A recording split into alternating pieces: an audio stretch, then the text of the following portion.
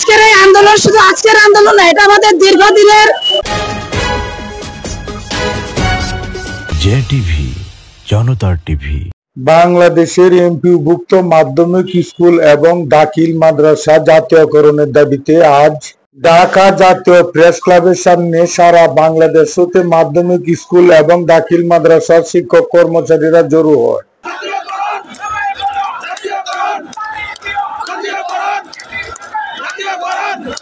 গতকাল হতেই সারা বাংলাদেশ হতে শিক্ষক কর্মচারীরা ঢাকা আসতে শুরু করে। ভোর হতেই শুরু হয়ে যায় আলোচনা সভা। সবার চারপাশেই ছিল পুলিশের কঠিন ব্যারিকেড।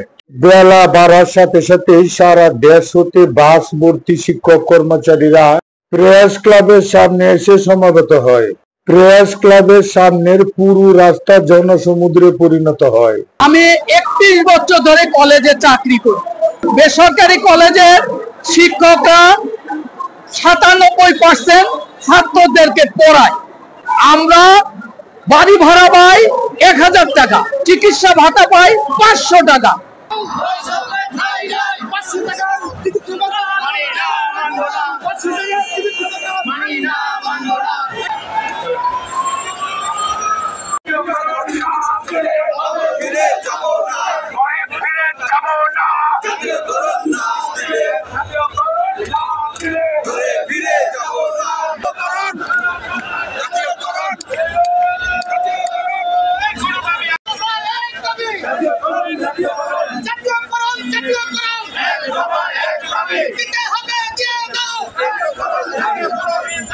আমরা ঈশ্বরের থেকে এসেছি বলতে আমাদের শিক্ষা জাতীয়করণ না হয় আমরা বলবো এবং সকল শিক্ষক মহোদয়কে বলবো তারা যেন এই আন্দোলনে যারা ডাক দিয়ে আমাদের নেতৃত্ব আমরা যেন স্বতঃস্ফূর্তভাবে এই শিক্ষা জাতীয়করণ আন্দোলনে অংশগ্রহণ করে সারা বাংলাদেশ থেকে শিক্ষকরা স্বতঃস্ফূর্ত অংশগ্রহণ করেছে।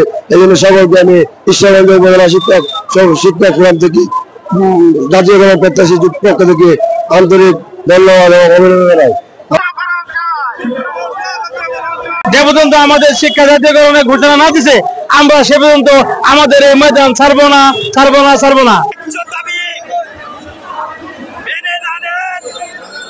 আগামী দিনে সারা বাংলাদেশের বেসরকারি শিক্ষা প্রতিষ্ঠানগুলো তালা ঝুলিয়ে সারা বাংলার শিক্ষক সমাজের ঐক্যবদ্ধ আমরা বৈষম্যের শিকার হতে রাজি না।